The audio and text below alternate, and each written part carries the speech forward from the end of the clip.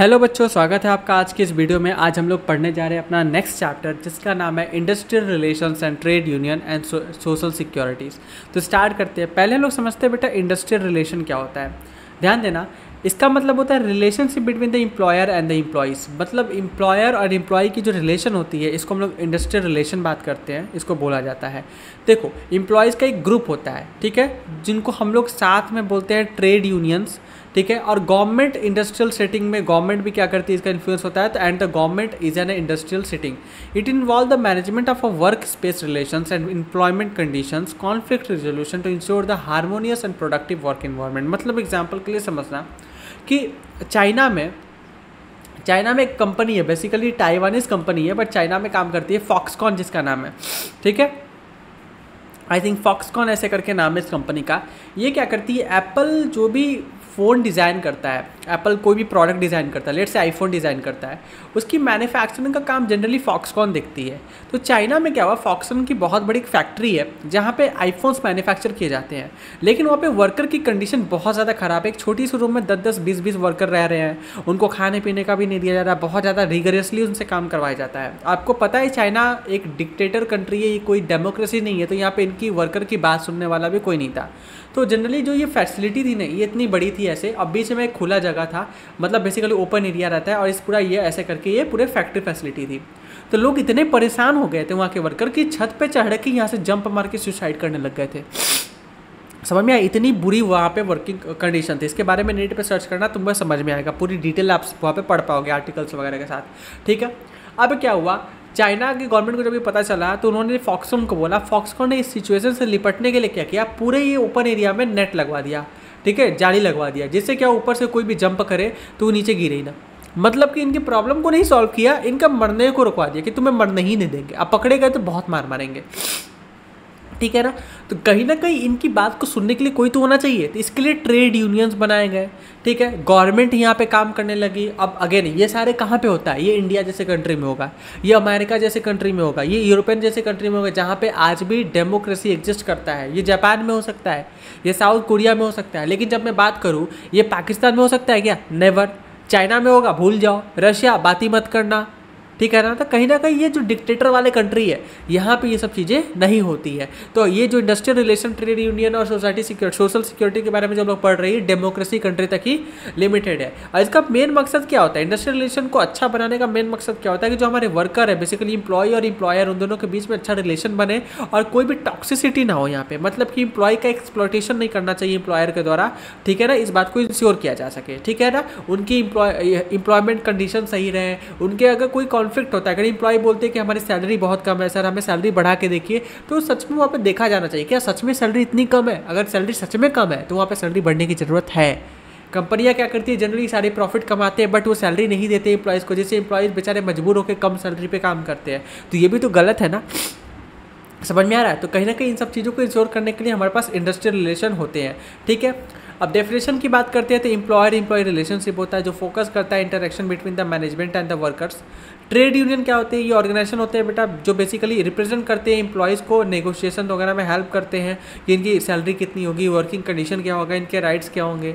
Government regulations होते हैं, जैसे हमारे देश में लेबर लॉ बनाया गया है, गवर्नमेंट की कुछ पॉलिसीज़ होती है कि हमारे देश में इस तरीके का हरकत आप नहीं कर सकते। जैसे कर्नाटक में बात करता हूँ, फॉक्सकॉन ने सेम ब्रांच इंडिया में भी खोला, आईफोन ने अपना मैन्युफैक्चरिंग को इंडिया में शिफ्ट किया है। मेक इन इंडिया इनिशिएटिव के तहत इंडिया ने, जो पीएम मोदी ने वगैरह, हमारे गवर्नमेंट ने बेसिकली इनवाइट करा, तो एप्पल इंडिया में अपना सेटअप किया, तो फॉक्सकॉन यहाँ पे भी फैक्ट्री खोला। और सेम प्रॉब्लम यहाँ पे भी उन लोगों ने सोचा कि जो चाइना में करते हैं यहाँ पे भी कर लेते हैं। लोगों के साथ बहुत बुरी हालत थी, लोगों को फूड पॉइजनिंग हो गई। एक साथ पता चला कि काफ़ी सारे जो मजदूर है वो फूड पॉइजनिंग के शिकार हो गए, उनको हॉस्पिटल में भर्ती करना पड़ा। और इमीडिएटली उनको लगा यार ये तो चाइना की तरह है, लेकिन इंडियन गवर्नमेंट हरकत में आई और तुरंत वहाँ पर बोले कि अभी मैन्युफैक्चरिंग तुरंत के तुरंत बंद करो, पहले इनकी वर्किंग कंडीशन सही होगी, इनका हेल्थ सही करो और इनको अच्छे से वेजेस दो तो ही काम करेंगे, अदरवाइज काम नहीं करेंगे। और एप्पल ने भी इस बात को सपोर्ट किया, एप्पल ने भी बोला कि भाई साहब सही बात है, यहाँ पे कर लो, क्योंकि एप्पल को भी दिख रहा था कि इंडियन गवर्नमेंट नहीं मारेगी, ठीक है। चाइना में ये चल जा रहा था, एप्पल को ऐसा नहीं कि पता नहीं होगा ये बात के बारे में। चाइना में एप्पल चल रहा था तो एप्पल को भी कोई फर्क नहीं पड़ा, लेकिन इंडिया में ऐसा नहीं चल पा रहा था। एप्पल भी आके बोलता है कि नहीं सही बात है, क्योंकि उसकी ब्रांड खराब हो सकती है ना। लोग फॉक्सकॉन को नहीं जानते, लोग सीधे बोलेंगे एप्पल के मैन्युफैक्चरिंग फैक्ट्री में ऐसा हुआ है, तो किसकी इज्जत गई, एप्पल की इज्जत गई ना। तो इसी वजह से एप्पल भी इस पर हरकत में आ गई थी। Okay, work place conflict resolution, उनकी जो प्रॉब्लम्स वगैरह होता है स्ट्राइक वगैरह के थ्रू ना हो। जनरली देखते हो ना वर्कर स्ट्राइक पे चले जाते हैं, तो स्ट्राइक वगैरह ना हो बल्कि बैठ के आपस में प्यार मोहब्बत से बात को निपटा लिया जाए। ठीक है, उसके बाद एम्प्लॉय वेलफेयर प्रोडक्टिविटी देखा जाए, मतलब इंश्योर किया जाए कि उनकी जो वर्किंग कंडीशन हो सेफ़ हो, उनको अच्छा वेजेस मिले, सोशल सिक्योरिटी मिले, जॉब सेटिस्फैक्शन हो, उनकी इफिशिएंसी बढ़े। ऐसा नहीं हो कि उनसे दिन रात काम करवा रहे एकदम। KGF मूवी देखा है? KGF मूवी अगर वो देखा होगा तो तुम्हें समझ में आएगा, वैसा कंडीशन नहीं होना चाहिए आपके एम्प्लॉयज़ के साथ, सीधी बात है। ठीक है, अब आगे बात करते हैं ऑब्जेक्टिव क्या होता है इंडस्ट्रियल रिलेशन का। तो मेंटेन करना इंडस्ट्रियल पीस, मतलब इंडस्ट्री में पीस होना चाहिए, स्ट्राइक, डिस्प्यूट, मार पिटाई, खून खराबा ऐसा नहीं होना चाहिए।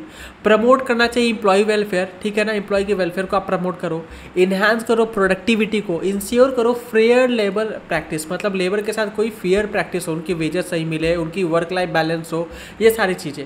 इंकरेज करें आप कलेक्टिव बार्गेनिंग, सारी इंप्लॉयज़ एक साथ कोई दिक्कत है तो एक साथ खड़े होकर के बात करें ट्रेड यूनियन के साथ, जैसे कि हमें ये दिक्कत है, सैलरी कम दे रहे हो, अगर हमारे यहाँ पीने का पानी साफ़ नहीं आ रहा है, हमें ऑफिस में पीने का पानी साफ चाहिए, अदरवाइज हमें तबीयत खराब हो सकता है, जो भी रीज़न है आप एक साथ बोलोगे जिससे प्रॉब्लम का सलूशन किया जा सके, आप इकोनॉमिक ग्रोथ को फैसिलिटेट किया जा सके। देखो अक्सर स्ट्राइक होगी, कंपनी बंद रहेगा, कंपनी बंद रहेगा, प्रोडक्शन कम होगा, प्रोडक्शन कम होगा तो मार्केट में कम माल बिकेगा, कम माल बिकेगा तो सेल कम होगी, सेल कम होगी तो अल्टीमेटली कहीं ना कहीं इकोनॉमिक एक्टिविटी को हैम्पर पहुंचेगा। और जब इकोनॉमिक एक्टिविटी कम होगा तो बेटा इकोनॉमिक ग्रोथ भी कम होगी, इस बात को ध्यान देना। ठीक है, आगे बात करते हैं क्या कारण होता है इंडस्ट्रियल रिलेशंस का, काउजेस क्या होता है पुअर इंडस्ट्रियल रिलेशन का, कि लो वेजेस, इकोनॉमिक काउज में देखोगे बेटा लो वेजेस मिलना, अनइक्वल पे, बहुत ही कम पैसा देना, हाई कॉस्ट ऑफ लिविंग, जिस सिटी में रह रहे हैं वहाँ पे रहने का खर्चा बहुत ज़्यादा है लेकिन आपकी जो तनख्वाह है बहुत कम है, लैक ऑफ बोनस और इंसेंटिव। देखो कि इन्फोसिस वगैरह जो कंपनियाँ जनरली इस चीज़ को लेकर काफ़ी ज़्यादा बदनाम होती है, TCS, टाटा कंसल्टेंसी सर्विसेज, ये लोग बहुत ही कम सैलरी देते हैं लेकिन काम बहुत ज़्यादा कम करवाते हैं। अभी कुछ दिन पहले देखा होगा, पिछले साल की बात है, नारायण मूर्ति ने बोला था कि 72 घंटे हफ्ते में काम करना चाहिए, लेकिन सैलरी कम देंगे लेकिन काम तुम पूरा करो। तुम भूल जाओ अपने घर में बीवी बच्चे वाइफ मम्मी पापा सब कोई है, कोई मतलब नहीं है, तुम यहाँ पे दिन भर काम करो, दिन में 12 घंटे काम करो, संडे को मत ब्रेक लो, दिन रात पागलों की तरह काम करो, लेकिन सैलरी हम तुम्हें नहीं देंगे। तो कहीं ना कहीं यहाँ पे पुअर वर्किंग कंडीशन भी होता है। ठीक है, जॉब इनसिक्योरिटी होती है, अगर काम नहीं करोगे तुम्हें जॉब से निकाल देंगे, तो ये सारे इकोनॉमिक काउजेस हो जाते हैं। फिर आगे आता है ऑर्गेनाइजेशनल काउजेस, जैसे ऑटोक्रेटिक लीडरशिप, जो मैनेजर ने बोला, जो सीनियर बंदे ने बोला वो बस तुमको करना है, फ़र्क नहीं पड़ता तुम्हारी ऐसी की तैसी हो जाए, तो ये ऑटोक्रेटिक लीडरशिप होता है। पुअर कम्युनिकेशन होता है, अगर एम्प्लॉय को कोई प्रॉब्लम आती है तो उस पर वो रिपोर्ट नहीं कर सकता। ठीक है, लैक ऑफ ग्रीवियंसेस हैंडल, अगर एम्प्लॉय को कहीं कंप्लेन करना है तो वो कंप्लेन भी नहीं कर सकता, उनके कंप्लेन को प्रॉपरली इग्नोर कर दिया जाता है। ठीक है, आगे आता है अनक्लियर पॉलिसी और प्रोसीजर, कोई भी पॉलिसी जो होता है वो क्लियर नहीं होता है। Okay, unfair promotion and transport, कभी भी आप जो भी मैनेजर है वो अपने फेवरेट बोलते हैं ना बंदे को प्रमोट करवा देता है, जो मेहनत करने वाले लोग हैं पीछे रह जाते हैं, तो कहने का ये दिक्कत आता है। ठीक है, मुझे जुकाम हो रखा है, प्लीज़ यार इग्नोर करना। ओके, मैंने थोड़ा सा पॉज लिया था यार, मुझे बहुत छींक वगैरह आ रही है तो उसके लिए सॉरी। चलो आगे बढ़ते हैं। तीसरा होता है हमारे पास सोशल काउजेस, जिसमें हम लोग कल्चर और रिलीजियस डिफरेंसेस देखते हैं। कई बार लोग अलग अलग बिलीफ के होते हैं तो उसमें एक साथ काम करने में उनको दिक्कतें आती हैं। ठीक है, सोशल एक्सपेक्टेशन कई बार बदलती है, जैसे employ better work life balance demand करते हैं कि हम लोग 6 घंटे से ज़्यादा काम नहीं करेंगे वगैरह वगैरह। वर्कफोर्स डाइवर्सिटी दिखाता है, लोग अलग अलग जेंडर कास्ट के होते हैं तो ये प्रॉब्लम्स होता है। कई बार बोलते हैं फीमेल को कम हम लोग सैलरी देंगे, मेल को ज़्यादा देंगे, तो ये सब पंगे बहुत ज़्यादा हैं। Lack of social securities measures, inadequate benefit, lower work morale. ठीक है, लोगों को काम करने में ज़्यादा मन नहीं लगता, लोगों को मोटिवेशन नहीं होती। फिर साइकोलॉजिकल काउजेस में देखोगे लैक ऑफ जॉब सेटिस्फैक्शन, लोग अपने काम को लेकर खुश नहीं है, पैशनेट नहीं है, उनको वर्क प्रेशर बहुत ज़्यादा है, मेंटल स्ट्रेस बहुत ज़्यादा है, इनसिक्योरिटी उनको बहुत ज़्यादा दिखता है। लैक ऑफ रिकॉग्निशन, काम करते भी है तो उनको ऐसा नहीं है कि उनको बहुत ज़्यादा वैल्यू दिया जाता है। तो ये छोटी छोटी बातें बहुत ज़्यादा मैटर करती हैं। फिर पॉलिटिकल काउजेस भी होता है, जैसे ट्रेड यूनियन का बहुत ज़्यादा इंटरफेरेंस देखने को मिलता है, गवर्नमेंट की पॉलिसी कई बार उतनी अच्छी नहीं होती है, पॉलिटिकल इनस्टेबिलिटी होती है, एक्सटर्नल पॉलिटिकल इन्फ्लुएंस भी बहुत ज़्यादा देखने को मिलता है। ठीक है, method of improve industrial relation, कैसे आप इसको इम्प्रूव कर सकते हो। तो पहला है साउंड पर्सनल पॉलिसीज़। ठीक है ना, ऐसे पॉलिसी लाओ जिससे प्रमोशन वगैरह सब कुछ नॉर्मल हो जाए। ऑब्वियसली बात है, जो ऊपर प्रॉब्लम बताया उन सबको सॉल्व कर दो, ऐसा पॉलिसी बनाओ। कंस्ट्रक्टिव एटीट्यूड बनाओ जहाँ पे एम्प्लॉय को कहीं ना कहीं कोऑपरेटिव नेचर दिखाया जाए, उनको भी कहीं ना कहीं उनको रिस्पेक्ट वगैरह दिया जाए। ऐसा नहीं है कि उनको ह्यूमिलिएट किया जाए। कलेक्टिव बार्गेनिंग हो, जहाँ पे एम्प्लॉय भी आपसे बार्गेन कर पाए, आप भी उनसे बार्गेन कर पाए, बोलते हैं ना सामने बैठ के इक्वली बात किया जाए। पार्टिसिपेटिव मैनेजमेंट होना चाहिए, मैनेजमेंट आपके चीज़ को लेकर सेटिस्फाई हो, मतलब पार्टिसिपेटिव होना चाहिए, आपको इस तरीके से वर्क लाइफ दे जिससे वो आप जॉब को लेकर आप सेटिस्फाइड फील करो। कोई भी मिसअंडरस्टैंडिंग हो तो उसको तुरंत दूर किया जाए। रिस्पॉन्सिबल यूनियन, जो भी हमारे ट्रेड यूनियंस है उस आगे बढ़ के प्रॉब्लम को सॉल्व करने के लिए कोशिश करे। अननेसेसरी स्ट्राइक्स या कॉन्फ्लिक्ट वगैरह ना हो, ठीक है। रिस्पॉन्सिबल अप्रोच लिया जाए, एक रिस्पॉन्सिबल बिहेवियर किया जाए, लेबर और मैनेजमेंट के बीच में एक कोऑर्डिनेशन बनाया जाए। उसके बाद एम्प्लॉय वेलफेयर की बात करते हैं, ये प्रोवाइड कराता है हेल्थ इंश्योरेंस वगैरह प्रोवाइड कराए, फेयर वेजेस वगैरह प्रोवाइड कराए, उनको मोटिवेट करे, उनके मोरल को ना गिरने दे, उनकी लॉयल्टी को बढ़ाए। तो ये सारी चीज़ें होती हैं, ठीक है। आगे बात करते हैं meaning of industrial dispute. Industrial dispute का मतलब क्या होता है?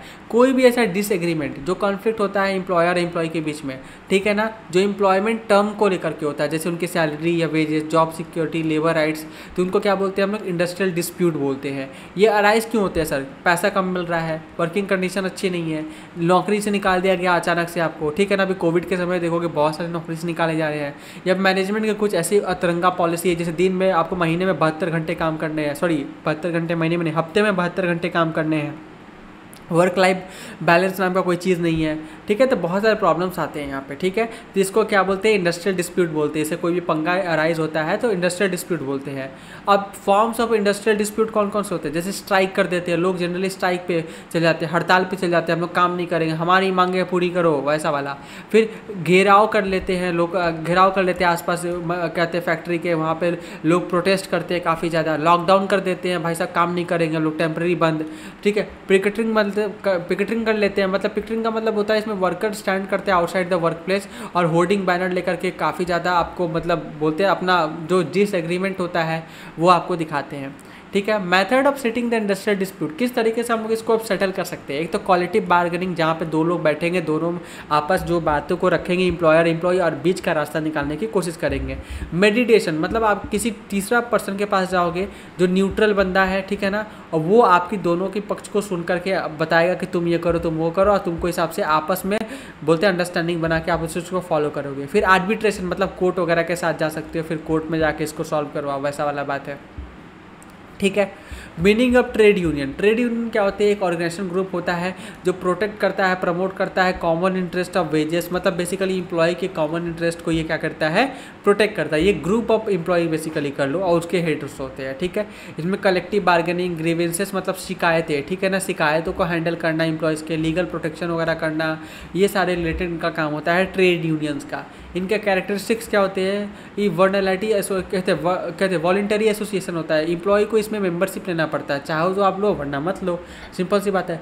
कलेक्टिव एक्शन होता है, जो भी ये ऑर्गेनाइजेशन करती है माना जाता है कि सारे एम्प्लॉय यही चाह रहे हैं, ठीक है। परमानेंट ऑर्गेनाइजेशन होता है, ओके। लीगल रिकॉग्निशन, गवर्नमेंट इसको प्रॉपर्ली रिकॉग्नाइज करती है।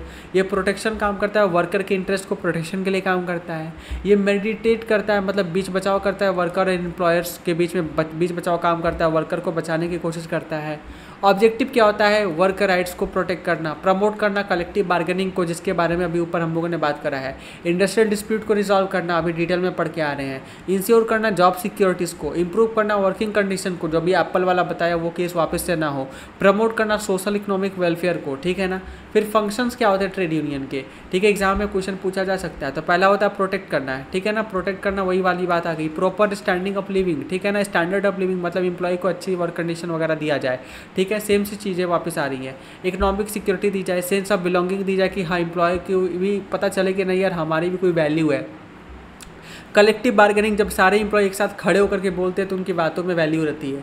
एडवाइस दिया जाए, कई बार एम्प्लॉयज़ को ये एडवाइस देते हैं या फिर एम्प्लॉयर को एडवाइस देते हैं कि आप ये काम ऐसे करो, या एम्प्लॉय के साथ कुछ गलत हो गया है तो उसको हेल्प करते हैं कि आप किस तरीके से आप अपने हक के लिए लड़ सकते हो, ठीक है। Problem of trade union India, India के ट्रेड यूनियन में क्या दिक्कत है? तो एक अनइवन ग्रोथ देखने को मिलता है। मतलब यहाँ पे क्या होते हैं, पावर कुछ लोगों के बीच में रहता है, यहाँ पे पॉलिटिक्स इंटरनली बहुत ज़्यादा चलता है। स्मॉल साइज ट्रेड यूनियन बहुत ज़्यादा है जिनको कोई खास वैल्यू नहीं देता है। वीक फाइनेंशियल पोजीशन, बेचारा ट्रेड यूनियन खुद ही पैसे के मारे होते हैं। देखो कुछ भी यूनियन चलाओ, कुछ भी करो, पैसा सबसे ज़रूरी चीज़ होता है, ठीक है। पैसा ही नहीं है कोई मतलब नहीं। अगर मैं पढ़ा रहा हूँ, दिन रात मेहनत कर रहा हूँ बेटा, अगर मुझे पैसा नहीं मिल पाता, मुझे फीस नहीं मिलती, मैं कहाँ से जीऊँगा, मेरा घर कहाँ से चलेगा? तो कहीं ना कहीं पैसा कमाना बहुत इंपॉर्टेंट है। ये केवल मेरे पे अप्लाई नहीं करता, तुम्हारे पापा मम्मी भी काम करते होंगे, ठीक है ना, तो वो भी कहीं ना कहीं जॉब करेंगे, बिजनेस करेंगे, तो उनको अगर पैसा ना दे तो तुम्हारा घर कैसे चलेगा? तुम जो खाना खाते हो, डिनर करते हो, ब्रेकफास्ट करते हो, जो मोबाइल चलाते हो, जो इंटरनेट चलाते हो, वो कहाँ से आएगा? तो अल्टीमेटली पैसा सबके लिए ज़रूरी है, ठीक है। पॉलिटिकल लीडरशिप होता है, पॉलिटिकल इंटरफेयर भी बहुत होता है, नेताजी बहुत ज़्यादा नेतागिरी दिखाते हैं यहाँ पे। मल्टीप्लिसिटी ऑफ यूनियन, अलग अलग यूनियन होते हैं, लोग आपस में बढ़ जाते हैं, बहुत डिवाइडिंग देखने को मिलता है। इंटर यूनियन राइवलरी, आपस में ही एक यूनियन दूसरे यूनियन से लड़ रहे हैं, बहुत सारे यूनियन होते हैं ना, तो ये आपस में एक दूसरे के राइवल बन जाते हैं, तो इनका अलग ही गेम चल रहा होता है। इनका काम होता है वर्कर की हित में काम करना, लेकिन ये अपने हित में काम करने लगते हैं, तो ये प्रॉब्लम इंडिया में एग्जिस्ट करती है, ठीक है। आगे आता है मेजर जो स्ट्रेंथ कर सकती है ट्रेड यूनियन को, तो हम लोग इनकरेज कर सकते हैं यूनियन को, मर्जर को, छोटे छोटे यूनियन ना बना के एक बड़ा यूनियन बना लिया जाए। फाइनेंशियल स्टेबिलिटी, इसके अंदर डोनेशन मेंबर्स देते रहे जिससे ये स्टेबल तरीके से फंक्शन कर पाए।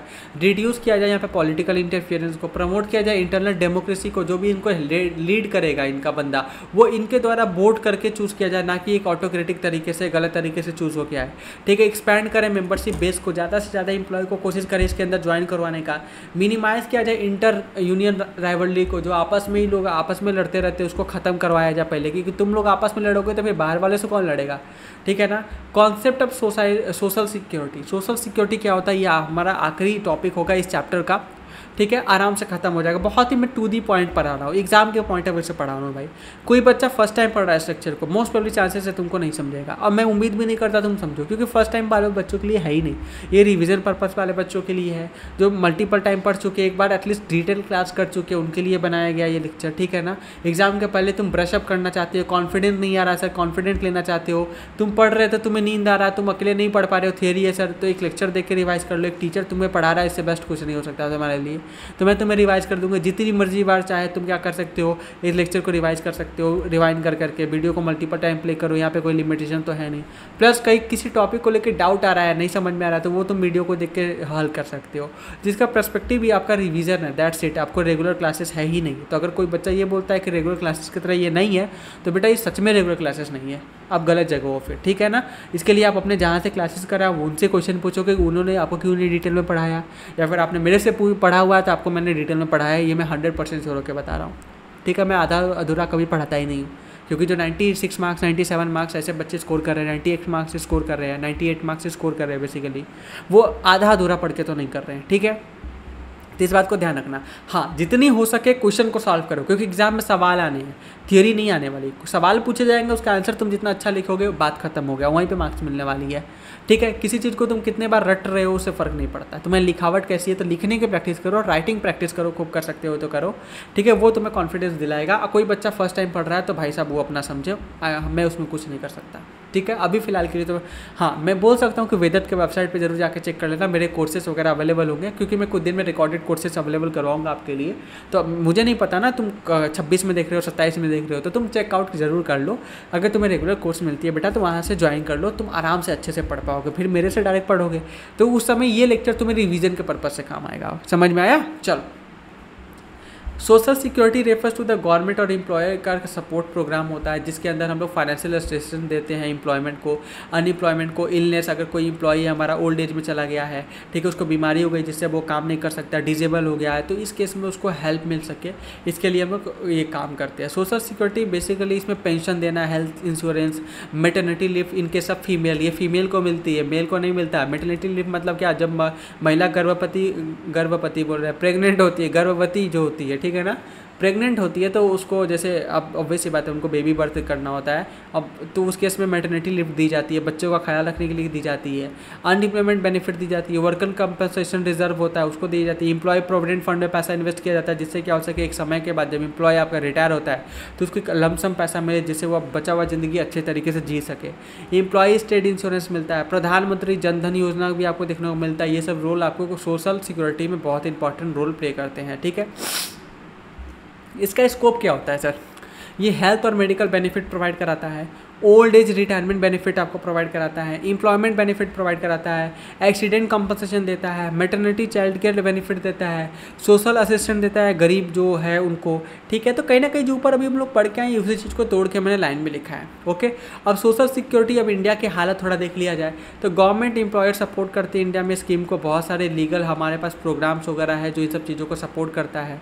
जैसे देख लो एम्प्लॉय प्रोविडेंट फंड हो गया, एम्प्लॉय स्टेट इंश्योरेंस फंड हो गया जिसको ESI बोलते हैं, नेशनल पेंशन स्कीम हो गया NPS जिसको बोलते हैं, MNREGA Mahatma Gandhi national rural employment guarantee act आता है, प्रधानमंत्री जन धन योजना आ जाता है, आयुष्मान भारत का योजना आता है। तो ये सारे जो है जो कि इनको सपोर्ट करने के लिए बनाए गए हैं। और इसी के साथ बेटा हमारा ये चैप्टर कंप्लीट होता है। बहुत छोटा समय में टू दी पॉइंट मैंने आपको रिवीजन करवा दिया, एग्जाम के पहले रिवीजन कर रहे हो, मुझे पूरी भरोसा है तुमको ये बहुत ज़्यादा कॉन्फिडेंस देगा, ठीक है। तो मैं मिलता हूँ नेक्स्ट वीडियो में। अगर आपको ये वीडियो पसंद आया, वीडियो को लाइक करना, चैनल को सब्सक्राइब करना। ये बुक PDF वेदांत लर्निंग ऐप पे अवेलेबल है, तो वहाँ से जाके इसको पढ़ सकते हो। ICC सेक्शन में क्लास 10th में जाओगे तो वहाँ फ्री आपको कमर्शियल स्टडीज़ 10th वाले में मिल जाएगा ये PDF। अगर हार्ड कॉपी बाय करना चाहते हो तो स्क्रीन पर तुम्हारा नंबर आ रहा होगा, वैसे मैं दे देता हूँ 6388556077। इस पर व्हाट्सएप करना है, ठीक है। क्या करना है बेटा, व्हाट्सएप करना है, बोलना है कि सर मैम प्लीज़ मुझे इस बुक दीजिए, हार्ड कॉपी मुझे चाहिए, परचेज़ करना है। आपको पेमेंट का वहीं पे मेथड बताया जाएगा, आप पेमेंट करके डायरेक्टली बुक को ऑर्डर कर सकते हो। 4-5 दिनों में आपके घर पे कलर बुक पहुंचेगी। और इसमें बहुत सारे क्वेश्चंस जो हो गए, जो इंपॉर्टेंट क्वेश्चन मेरे को लगता है मैंने दे रखा है, तो उसे प्रैक्टिस कर लेना। और इसके अलावा PYQ प्रैक्टिस कर लेना। PYQ कहाँ से मिलेगा, और इसी व्हाट्सएप पे अगर तुम बुक ऑर्डर करोगे, परचेज़ कर लेते हो तो तुमको कुछ PYQ प्रोवाइड कराया जाता है, जिसको तुम क्या कर सकते हो, अल्टीमेटली प्रैक्टिस कर सकते हो, जिससे अपनी तैयारी को और भी ज़्यादा बूस्ट कर सकते हो, ठीक है। मैं मिलता हूँ नेक्स्ट वीडियो में। Goodbye, take care.